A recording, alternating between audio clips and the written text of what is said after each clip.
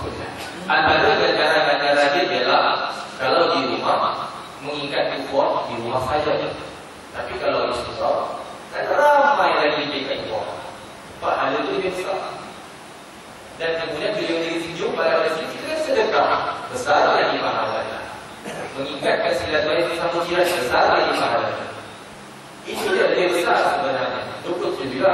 Mungkin saja 27 rupiah Indonesia. Karena asli di dolar Amerika itu maksudnya lebih mulia, lebih besar ganjaran dia di sisi Allah Taala. Kalau mendirikan di rumah, namun rumah Allah itu masanya di rumah Allah lebih besar. Tengok itu benar. Dan orang-orang yang orang bersama Allah ini adalah orang-orang yang dipilih oleh Allah dan orang-orang yang paling dimuliakan oleh Allah.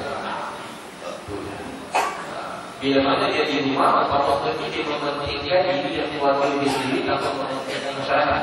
Ingat, bila hidup di dunia ini bukan sekadar hablum minallah, tetapi hablum minannas. Bila mana dia mengutamakan Islam pada rumah dia saja, Allah akan tanya dia. Ingat ada satu hadis Nabi Muhammad, tidak sempurna beriman kalau jiran dalam kelaparan, kita dalam kekenyangan, sedang jiran tetangga menangis kerana kelaparan. Dan saya telah tunggu kan? Ini hadis ini bukannya bermaksud pada lapar makan sehari, termasuk dengan lapar beriman jiran-jiran kita. Kita dengar dalam keimanan mendirikan solat berjemaah di rumah, tetapi jiran kita lapar iman mereka melakukan kemaksiatan meninggalkan solat. Menangis-nangis roh mereka, menangis-nangis jiwa mereka. Ya Allah,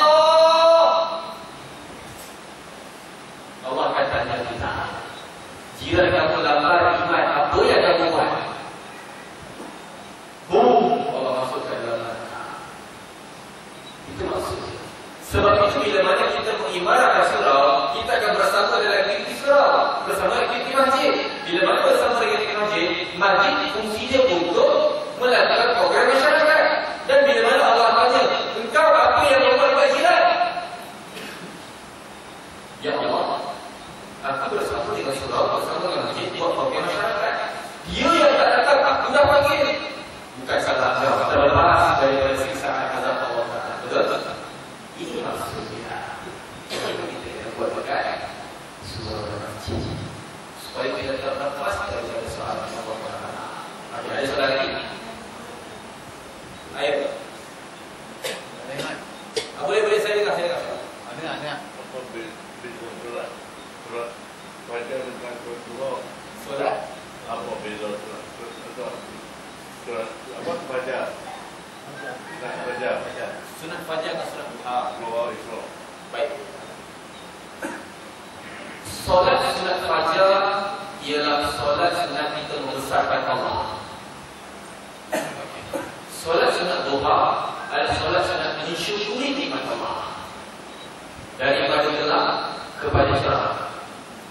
Itu maknanya kebesaran Allah. Allah yang menghadirkan siang, membolak-balikkan bumi, menghadirkan malam, memutarkan bumi, memusingkan bulan. Ini semua kebesaran Allah. Jadi kita bersolat membuktikan, solat yang membuktikan kita mengagungkan kebesaran Allah Taala dan melihat kita kerdil apa yang kecil.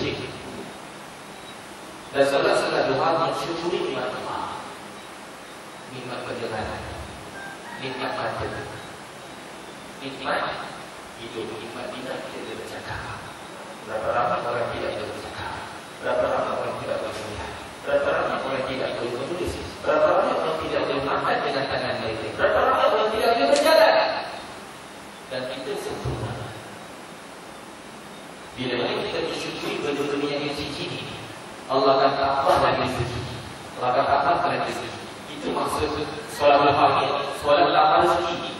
Bukan maksud bila solat duha tambah rezeki. Ramai orang solat duha tambah rezeki. Sebab dia solat duha tak duit, memang makan kata. Tapi bila solat duha bersyukur dengan segala apa yang ada, Allah bagi dia isteri, Allah bagi dia tempat penginapan, rumah, kereta dan sebagainya. Bersyukur dengan segala apa yang ada.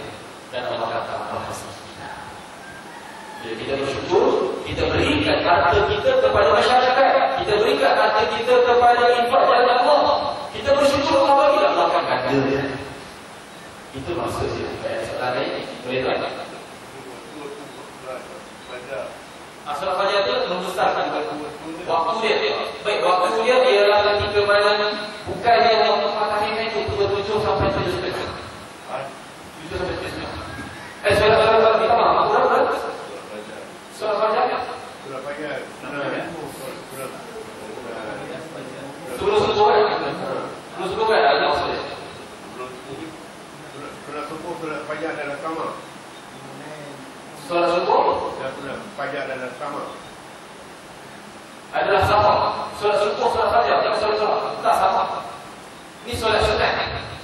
Solat fajar. Dan solat subuh. Solat subuh. Itu solat sunat sebelum subuh. Solat sunat fajar lain. Dia berbeza. Berbeza. Waktu ini saya cek. Saya berikan. Di waktu yang tepat. Aisyah, solat fajar, solat subuh. Itulah dia. Boleh. Ada ini. Ada ini.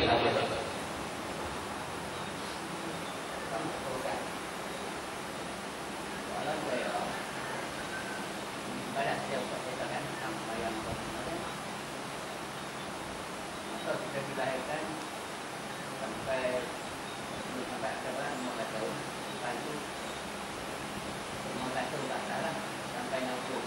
Ini saya buat pernah.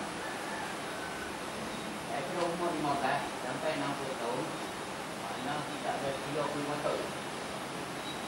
Dalam satu waktu 5 minit. Satu waktu dengan 30 makna kita dapat 35 tahun, makna kita beribadat kepada Allah baru 2 tahun 8 bulan. Jadi macam manakah kita nak merangkumi ilmu kita yang kita tadi, nak menggunakan dan dapat dewan Allah Taala. Maksudnya kalau di segi kita buat penilaian, mana kita buat dengan bang boleh 2 tahun 8 bulan. Tak masuk nak mengkaji kadang kita susu dia kan. Bagaimana kita nak dapatkan yang lebih baik lagi? Okey, baik. Terima kasih atas soalan yang bagus. Soalannya begini. Kita itu satu malam bertahun.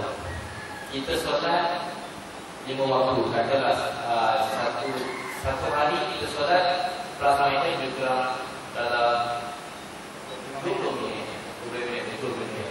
Kali yang sampai 60 tahun mungkin tambah-tambah 2 tahun setengah atau 3 tahun beribadah dengan masalah solat. Habis masa lagi 20 tahun itu macam mana? Jadi kita nak buat sesuai efektif. Allah sebutkan tidak menciptakan jin dan manusia yang malaikat beribadah kepada. Betul? Macam mana kita nak buat supaya segala amalan kita itu ibadah? Macam mana? Bangun kita, tidur ibadah, makan kita ibadah, setiap saat, setiap detik ibadah. Itu ibadah. Pergi jalan ibadah, naik kereta ibadah.